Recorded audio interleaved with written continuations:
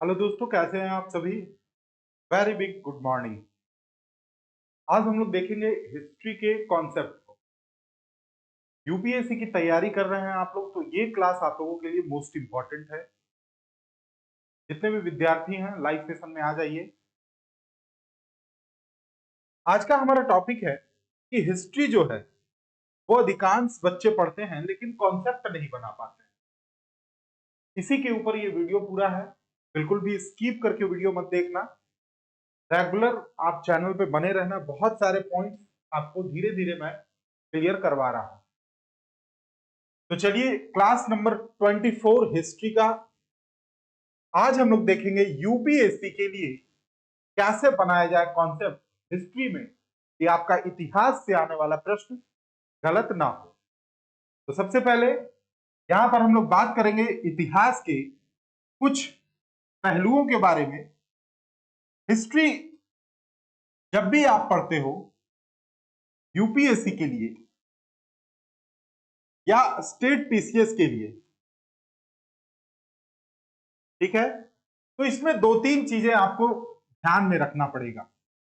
सबसे पहला होता है सिलेबस। सबसे पहला सिलेबस, अगर सिलेबस माइंड में है तो उसके बाद आता है नोट्स या फिर सोर्स। आपके पास सोर्सेज क्या हैं। सिलेबस आपको पता है, इंटरनेट पे मौजूद है। सारे state commission and UPSC also सब अपने अपने साइट में डाल के रखे हो। इंडियन हिस्ट्री आपको पढ़ना है, सिलेबस आपको पता है। नोट्स और सोर्सेज ये इंपॉर्टेंट चीज है। कॉन्सेप्ट आप कैसे बनाएंगे। थर्ड जो पॉइंट आता है कॉन्सेप्ट। ये जो कॉन्सेप्ट है इसे भी दो भागों में हम लोग बांटते हैं। जो पहला भाग है आपका प्रीलिम्स और जो दूसरा भाग है वो है मेंस। प्रीलिम्स के लिए अलग कॉन्सेप्ट चाहिए, मेंस के लिए अलग कॉन्सेप्ट चाहिए। जैसे मान लो बाजार नियंत्रण प्रणाली किसके द्वारा लाया गया, ये प्रीलिम्स का फैक्ट हो गया, अलाउद्दीन खिलजी के द्वारा लाया गया। लेकिन मेंस का अगर पूछा जाएगा कि बाजार नियंत्रण प्रणाली जो अलाउद्दीन खिलजी की मार्केट पॉलिसी थी वो कितनी सफल थी या कितनी असफल थी, या उसके मरने के बाद इतना बड़ा व्यवस्था कैसे परिवर्तित हो गया, ठीक है। तो कॉन्सेप्ट जो है वो प्रीलिम्स और मेंस बेस्ड होगा, नोट्स भी प्रीलिम्स और मेंस बेस्ड होगा, और जो सोर्सेज होंगे उस पे आज हम लोग बात करेंगे, और कॉन्सेप्ट कैसे बनाया जाए इस सिलेबस के अकॉर्डिंग उसके ऊपर हम लोग बात करेंगे। तो अब यहां पॉइंट है कि हिस्ट्री पे कॉन्सेप्ट कैसे बनाना है, उसका वेटेज क्या है। दो चीज समझ, कॉन्सेप्ट आपको समझना है और कौन से पोर्शन को कितना अधिक पढ़ना है ये भी मैटर करता है। कॉन्सेप्ट कहने का मतलब ये हुआ कि अगर इसका तीन पोर्शन है, ठीक है, एंशियंट इंडिया यानी कि एंशियंट इंडियन हिस्ट्री, पूरा वीडियो को देखना। 1000 लाइक का टारगेट है, कंप्लीट कीजिएगा आप लोग। मेडाइवल,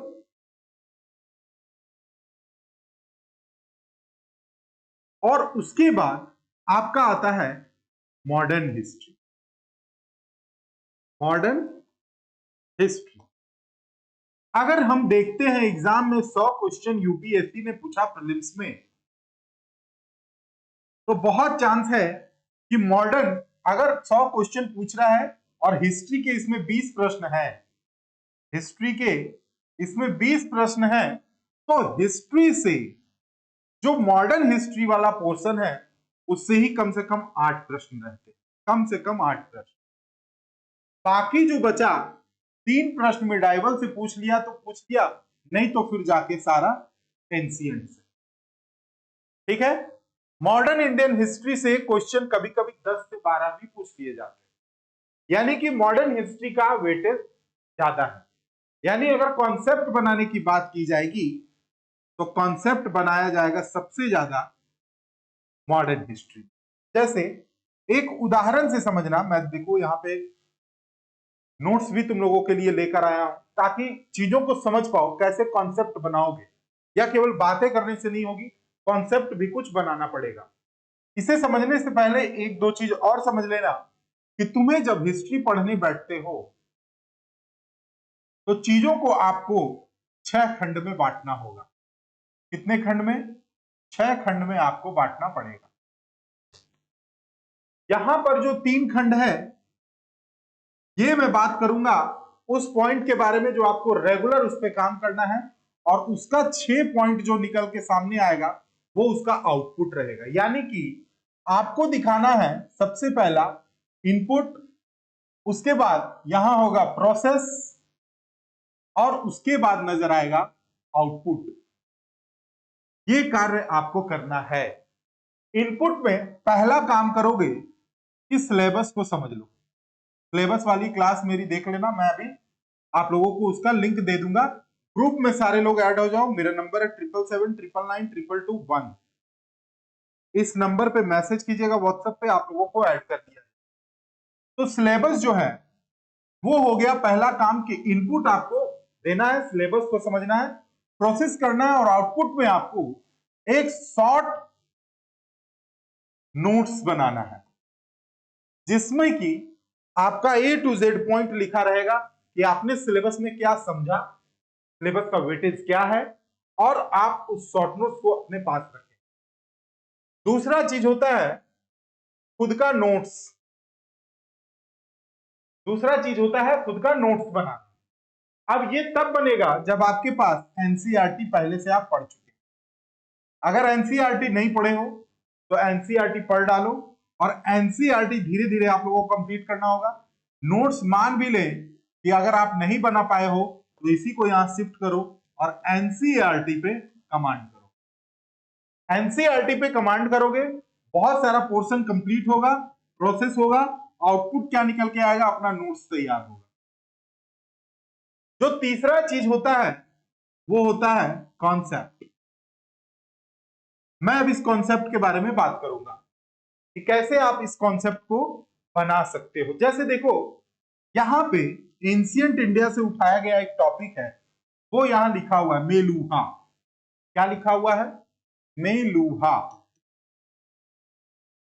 हिस्ट्री जब पढ़ते हो तो हिस्ट्री पढ़ते समय कुछ शब्द ऐसे आते हैं जो आपको बिल्कुल कंफ्यूज कर देगा, और इस कंफ्यूजन के चक्कर में आपका पेपर गड़बड़ा जाए। यूपीएससी 2025 प्रीलिम्स अगर आप लिखने जा रहे हैं तो ये कॉमन मिस्टेक आपको नहीं करना है। कंफ्यूजन बिल्कुल भी माइंड में नहीं रखना है। सिलेबस अच्छे से पढ़ो, एनसीईआरटी कंप्लीट करो, अपना खुद का नोट्स बनाओ, और जब आप पढ़ रहे हो कुछ ऐसे शब्द आ गए जो आपको कंफ्यूजन लग रहा है उसको समझने में, तो आपको कुछ नहीं करना है, उसका एक नोट्स बनाना है। मान लो एक शब्द आ गया मेलुहा, अब इसके बारे में आप लोगों को पता नहीं है, तो मेलुहा के बारे में अगर नहीं पता है तो अपना एक नोट्स बनाएंगे एनसीईआरटी से। क्या है? मेलुहा का समीकरण सिंध प्रदेश से, यानी कि सिंधु घाटी सभ्यता आप पढ़ते हैं तो सिंधु घाटी सभ्यता में शब्द आपने मेलुहा नहीं देखा, लेकिन एग्जाम में मेलुहा शब्द आपको देखने को मिल गया। अब आप क्या करेंगे? तो सिंपल है कि अपना जब नोट्स बनाएंगे एनसीईआरटी पढ़ के, और एंशिएंट इंडिया के लिए सबसे अच्छा बुक आपको बताए थे आर.एस. शर्मा, है ना? आर.एस. शर्मा वाली बुक जरूर रखना अपने पास। मान लो अब सुमेरियन लेखों से ज्ञात होता है कि उन नगरों के व्यापारी मेलुहा व्यापारियों से व्यापार करते थे। यानी कि सुमेरियन लेख, सुमेरियन सभ्यता के बारे में एंशिएंट इंडिया में पढ़ा होगा आपने। नहीं पढ़ा है, रेगुलर क्लास मेरी देखो, मैं बहुत सारे कॉन्सेप्ट बेस्ड क्लास ले रहा हूं, और आप लोगों को ये कॉन्सेप्ट समझाने का प्रयास कर रहा हूं कि कैसे आप अपना नॉलेज को बूस्ट कर सकते हो। प्लेलिस्ट में जाइए, सारे क्लास को आप लोग छान मारिए, आप लोगों को समझ में आएगा कि कितना प्रोडक्टिव क्लास मैं ले रहा हूं। ठीक है? तो ये सिंध प्रदेश से जुड़े हुए थे, और जो सुमेरियन व्यापारी थे वो इनसे क्या करते थे? व्यापार करते थे। उन्हें क्या कहा जाता था? मेलुहा। तो आपसे क्वेश्चन पूछा गया कि मेलुहा क्या है। एक मूर्ति है, व्यापारी थे, ठीक है, मंदिर था या कला था। तो आप मारेंगे व्यापारी थे। क्यों? क्योंकि आपने कॉन्सेप्ट बनाया इसे, क्योंकि आपका अपना नोट्स है खुद का और आप खुद से इसे बहुत अच्छे से डील कर पाए। जैसे अगला जो है बाउस्ट्रोफेडम, क्या है? बाउस्ट्रोफडेन या बाउस्ट्रोफेडम। ये क्या है? बस एक लाइन लिखना है।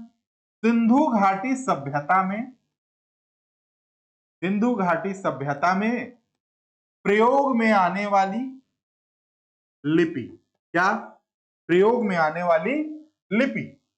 सिंधु सभ्यता की लेखन प्रणाली है। इसमें पहली पंक्ति दाहिने से बाईं ओर और दूसरी पंक्ति बाईं से दाहिने ओर लिखी जाती थी। तो बाउस्ट्रोफेडम को अभी तक पढ़ा भी नहीं गया है, आपको पता है ये चीज। कॉन्सेप्ट कैसे क्लियर होगा, सबसे बड़ी बात ये है। तो कॉन्सेप्ट इसी तरीके से क्लियर होता है कि आप अगर पढ़ने बैठे हो तो आप जो एनसीईआरटी पढ़ रहे हो या बुक पढ़ रहे हो, तो उसे जब आपने पढ़ा तो क्या आपने अपना शॉर्ट नोट्स बनाया? अगर आप अपना शॉर्ट्स नोट नहीं बनाते हो तो याद रखना कोई फायदा नहीं है आपके पढ़ाई, कोई फायदा नहीं। रेगुलर क्लास देखते चलो, चीजों को समझते चलो, कोई भी चीज स्किप मत करना, ठीक है। कायथा संस्कृति या कायथ संस्कृति, देखो मैंने कैसे कुछ पॉइंट्स उठाए हैं और कैसे तुम लोगों को कॉन्सेप्ट बनाना है अपना, यही से समझ जाओ। समझने वाले विद्यार्थी इसे समझ रहे होंगे कि सर क्या बताना चाह रहे हैं, ठीक है। कायथा संस्कृति का नाम कायथ, जो चंबल नदी के एक उपनदी काली सिंध के तट पर स्थित है, क्षेत्र के नाम पर रखा गया। कायथा संस्कृति जो है मुख्य रूप से इसका स्थान कायथ है। पुरातात्विक उपकरणों में प्राप्त तांबे की कुल्हाड़ियां, पत्थर के सूक्ष्म हथियार और मनके यहां से प्राप्त हुए हैं। तो जब सिंधु घाटी सभ्यता पढ़ते हो तो उसी समय सुमेरियन सभ्यता आप पढ़ रहे हो, कायथा संस्कृति पढ़ रहे हो, है ना, फिर सवालदा संस्कृति पढ़ रहे हो। तो इसका एक चार्ट बनाओ, ठीक है। हिस्ट्री में कॉन्सेप्ट अगर क्लियर करना है तो हिस्ट्री के लिए अगर आप चाहते हो कि आपका कॉन्सेप्ट बेहतर हो तो बस इतना करना कि शॉर्ट में नोट्स बनाओ, ठीक है, शॉर्ट्स नोट। पहला काम ये करो। दूसरा काम आपको करना है ऑथेंटिक बुक आपको पढ़ना है, और ऑथेंटिक बुक में सबसे पहला रैंक जो होगा वो होगा एनसीईआरटी का। एनसीईआरटी कंप्लीट कर जाओ हिस्ट्री का 6 to 12। आगे जब चलोगे तो फिर आपको देखना है बुक। मैंने बुक वाले सेगमेंट में बताया है, 5 बुक वाली वो किताब, वो वीडियो जाके देख लेना, जिसमें मैंने बताया है कि कौन सा 5 किताब यूपीएससी के लिए मोस्ट इंपॉर्टेंट है, ठीक है। ये सब चीजें आपको सही मायने में सही दिशा देगा। हिस्ट्री का कॉन्सेप्ट सिंपल है, शॉर्ट नोट्स अपना बनाइए, बुक ऑथेंटिक पढ़िए, और नोट्स आपका बनते बनते कम से कम 500 पेज का बनना चाहिए। ये जो मैं बता रहा हूं प्रीलिम्स के लिए बता रहा हूं, मेंस का कॉन्सेप्ट अलग होगा, मेंस का कॉन्सेप्ट बिल्कुल अलग होगा, वो फिर किसी वीडियो में मैं बताऊंगा। तो तुम लोगों को किसी भी चीज का अगर लग रहा है, कंफ्यूजन है माइंड में कि सर मैं इस चीज को कैसे पढ़ूं, कैसे इसकी तैयारी करूं, कमेंट करके बताना। मैं आप लोगों को कमेंट सेक्शन आप लोगों का मैं देखता रहता हूं, तो कमेंट करेंगे, मैसेज कर सकते हैं आप व्हाट्सएप पे, मैंने नंबर दिया है, वहां पर आपको उसका सॉल्यूशन मैं दूंगा, फ्री मेंटरशिप, बिल्कुल, इसमें कोई भी अभी चार्ज नहीं। मिलते हैं हम लोग अगले वीडियो में। Thank you.